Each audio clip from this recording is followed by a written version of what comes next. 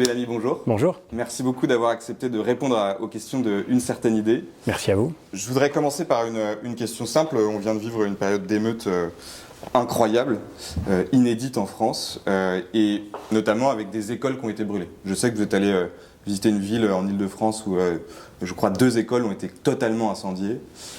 J'aimerais vous demander qu'est-ce que ça signifie que les émeutiers brûlent des écoles ? C'est d'abord, je crois, une expérience inédite, en effet, vous l'avez dit, inédite pour moi aussi. Moi, je suis prof de métier. Venir dans ces écoles au petit matin, dont les décombres étaient encore fumantes, avec ce maire extraordinaire qui avait veillé toute la nuit en essayant d'éviter le pire. On a marché dans ces écoles et en fouillant dans les décombres, on est tombé sur un bout de papier calciné, gorgé d'eau, parce que les pompiers étaient passés par là. Et sur ce papier, il y avait écrit « Ba, be, bi, bo, bu ». C'était un papier d'un manuel qui sert à apprendre à lire.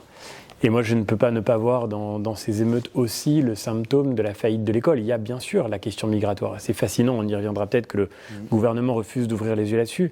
Mais ce n'est pas la seule explication. L'autre grande explication, c'est que les jeunes qui ont brûlé cette école, ils ont, pour beaucoup d'entre eux, vécu toute leur enfance dans cette commune.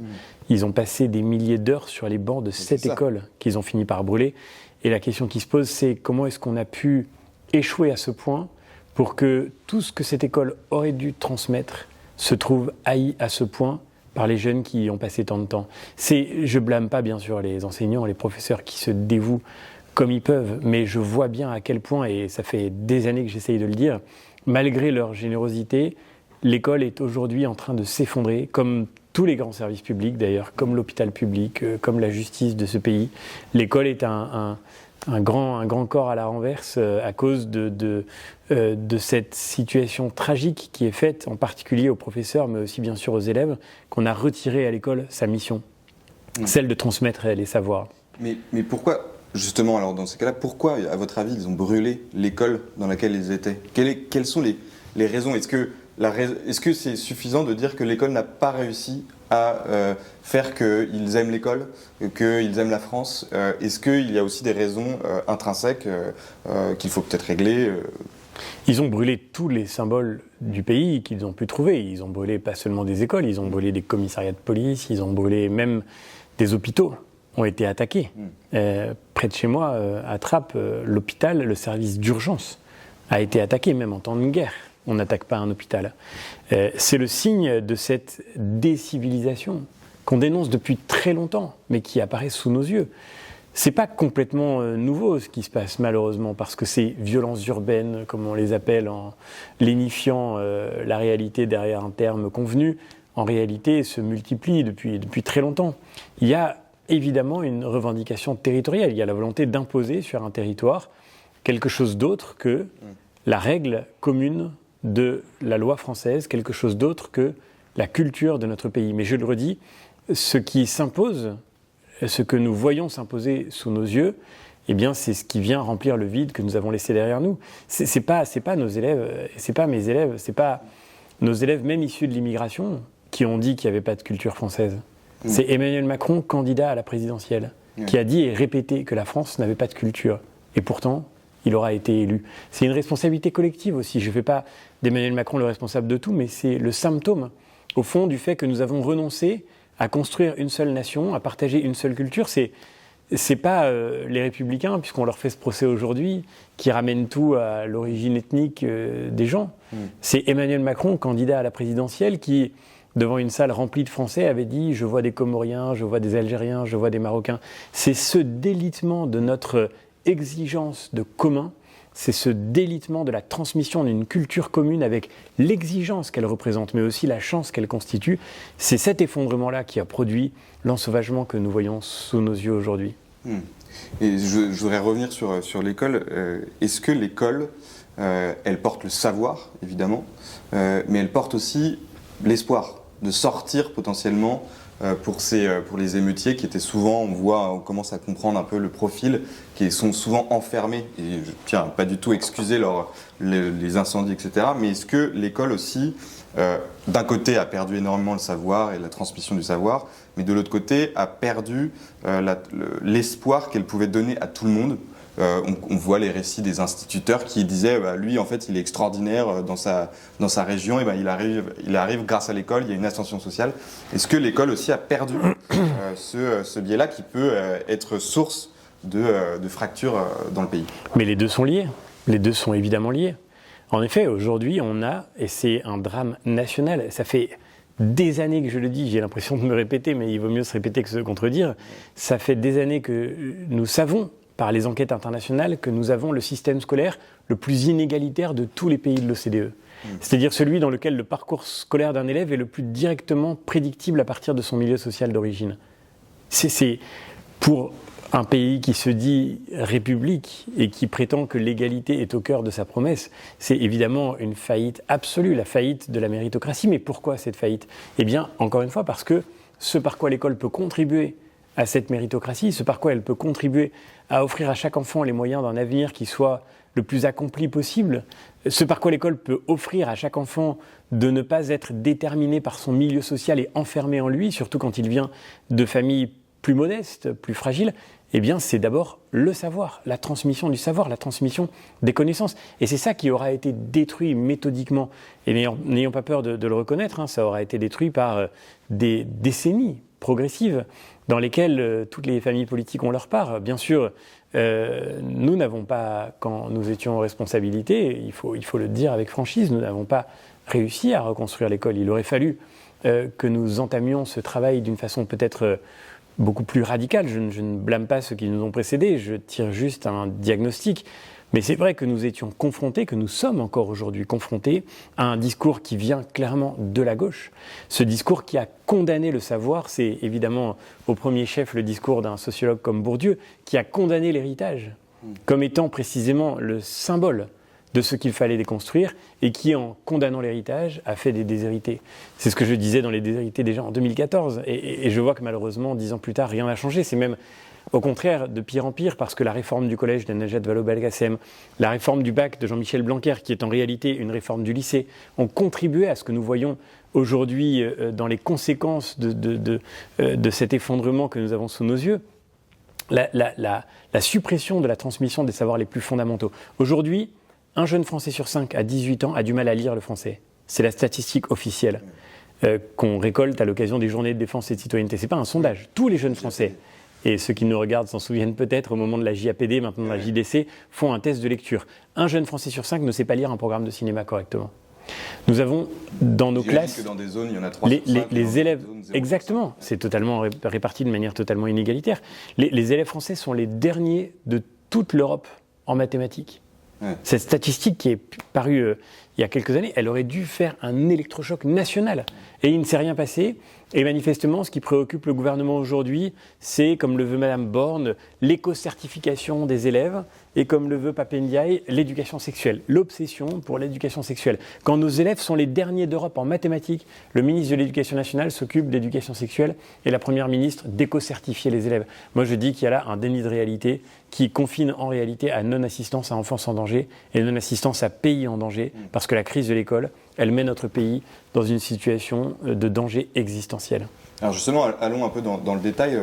Pape Ndiaye récemment s'est félicité du résultat, parce que c'est de l'actualité, du baccalauréat, qui a, je crois, eu 82 ou 83% de réussite, ce qui est plus faible que ce dont on a l'habitude, des plus de 90% de réussite. Qu'est-ce que vous en pensez? Est-ce que c'est une meilleure sélectivité? C'est-à-dire qu'effectivement, tout le monde avait le bac, ça ne voulait plus rien dire? Ou est-ce qu'au contraire, c'est le baisse du niveau? On pourrait se féliciter que le bac soit devenu plus exigeant si on avait changé les épreuves dans ce sens. Ouais. La vérité, c'est qu'aujourd'hui, je crois que tous les collègues le savent, le disent, et le disent avec détresse d'ailleurs, le bac version Blanquer, qui n'a pas changé depuis que Pape Ndiaye est là, c'est un bac qui a enterré le diplôme national du baccalauréat, qui était le premier grade universitaire et qui aujourd'hui ne vaut plus rien. Le bac est devenu un mensonge d'État. Et rien n'a changé, c'est pas parce qu'il y a moins d'élèves qui y parviennent, même malgré cet effondrement de l'exigence qu'il représente, qu'on devrait s'enthousiasmer qu'il devient plus sélectif.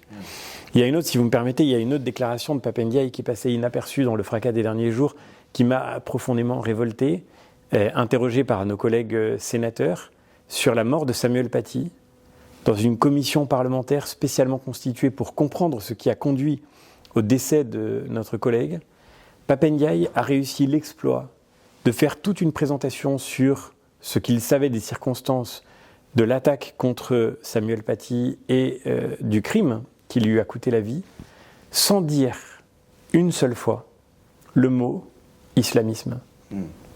Il a parlé d'obscurantisme, il a parlé de ceux qui n'aiment pas la République, mais il n'a pas été capable de nommer une fois la réalité du mal qui a tué Samuel Paty.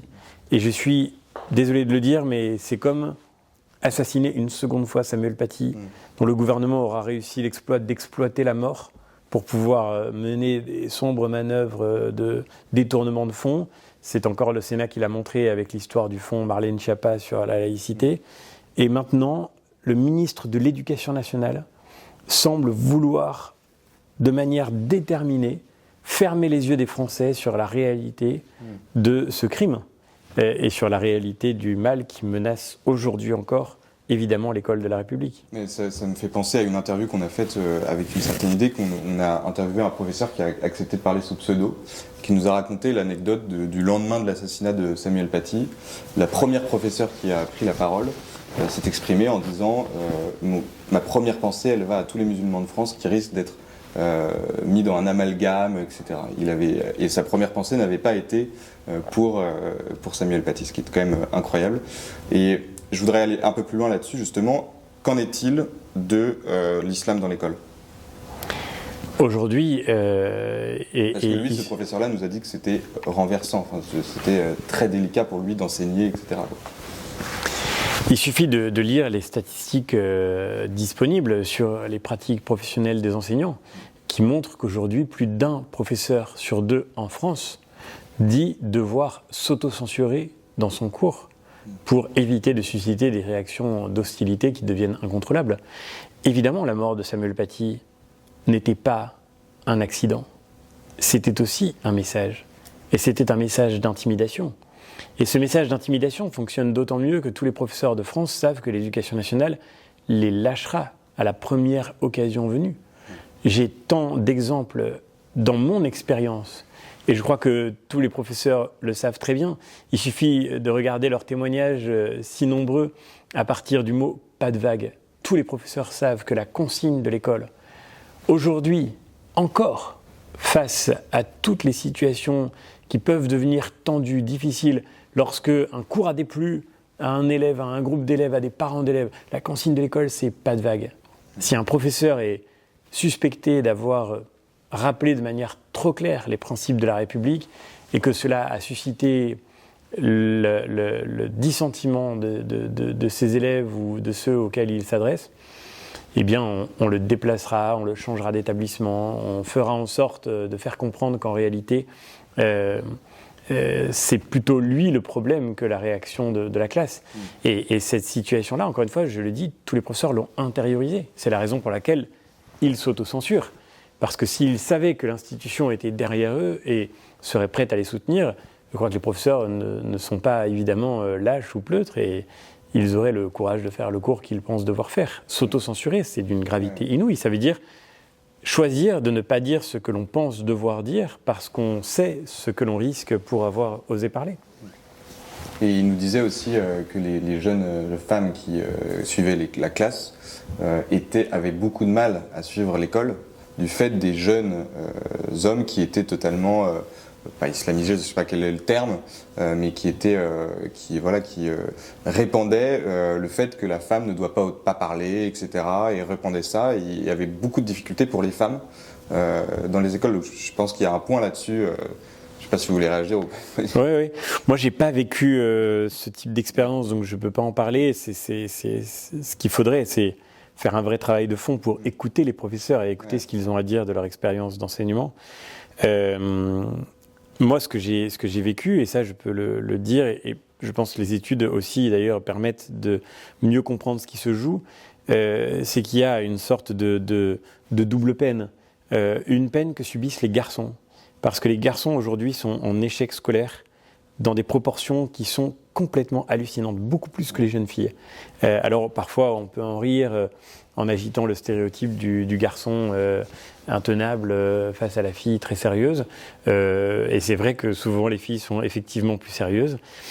Mais ça veut dire quand même évidemment une vraie tragédie pour des générations de garçons qui sont en situation d'échec beaucoup plus massif que les filles. Et quand on parle des inégalités hommes-femmes, on devrait aussi s'inquiéter parfois de statistiques qui montrent que les hommes sont à la traîne, et celle-là en fait partie. Et puis il y a aussi évidemment une sanction rude et lourde pour les jeunes filles, et ça je l'ai vécu vraiment beaucoup, comme professeur de philosophie en particulier, parce que vous enseignez à des élèves de terminale qui ont souvent la maturité nécessaire pour parler, pour confier leurs difficultés. Je suis frappé, moi, de voir le nombre de jeunes filles qui m'ont confié, quand j'étais professeur, qu'elles portaient le voile par obligation sociale, qu'elles ne voulaient pas remettre le voile en sortant du lycée par choix, par liberté, mais qu'elles savaient très bien ce qu'elles risquaient si elles ne le remettaient pas. Et moi, je crois qu'un pays comme le nôtre devrait se battre en se donnant les moyens concrets de le faire pour la liberté de conscience, qui est absolument essentiel. La liberté de conscience, ça veut dire évidemment parce que nous sommes justement, et c'est un trésor à préserver, nous sommes garants de cette liberté, ça veut dire la liberté de croire aussi. Moi je respecte la religion, je respecte les religions, et je crois qu'il faut absolument se garder de toute espèce de raccourci trop facile entre des gens qui pratiquent leur foi paisiblement, sereinement, et puis des gens qui veulent mettre en danger notre État. Et donc il faut respecter bien sûr ceux qui pratiquent le culte musulman dans le respect des lois du pays et de la culture française. Mais en revanche, il faudrait garantir le respect de la liberté de conscience, c'est-à-dire protéger de manière déterminée le droit de ne pas croire, de ne plus croire, de ne pas se conformer à telle ou telle pratique imposée au nom d'une religion. Et je ne voudrais pas pour ma part, qu'on interdise à tous les Français de pratiquer paisiblement le culte musulman, mais je crois qu'on devrait garantir à tous ceux qui veulent montrer qu'ils ne croient pas ou qu'ils ont une autre manière de le pratiquer librement, on devrait leur garantir cette liberté absolue sur le territoire national. Très bien. Et une toute petite dernière question qui n'a rien à voir, mais on a eu beaucoup de réactions sur l'apprentissage des métiers manuels et la valorisation des métiers manuels assez tôt. Puisque aujourd'hui on a l'impression que tout le monde fait que c'est dévalorisé, c'est-à-dire faire des études secondaires, au contraire il faut revaloriser ces métiers manuels. Est-ce que vous avez un avis là-dessus, justement parce que ce sont des filières qui sont sous-exploitées, qui donnent aujourd'hui dans la recherche de sens dont les jeunes parlent beaucoup, qui donneraient beaucoup de sens plutôt que faire un métier derrière un ordinateur toute la journée. Oui, d'une manière générale, je pense qu'on a un vrai grand sujet français de se réconcilier avec le travail. Il y a un vrai sujet de rapport au travail en général. Et vous avez raison de le dire, il y a un vrai sujet de rapport au travail manuel en particulier, au travail en tous les cas technique d'une certaine façon. Moi je suis prof de philo, donc j'ai choisi un métier plutôt, on pourrait considérer comme plutôt intellectuel, mais j'ai eu le privilège immense d'enseigner à des élèves en section technologique, en hôtellerie-restauration, en STI, génie électrotechnique, génie mécanique. J'ai vu des élèves exceptionnels, passionnés par ce qu'ils faisaient, par la technique extraordinaire qu'ils pouvaient acquérir. Et je pense qu'aujourd'hui, il faut réhabiliter, pour moi c'est un combat aussi philosophique, c'est peut-être une certaine idée à poursuivre, il faut absolument réhabiliter l'intelligence de la main, l'intelligence du corps. Aristote, pardon de revenir à mon métier, Aristote, déjà au IVe siècle avant Jésus-Christ, se demande pourquoi l'homme a des mains.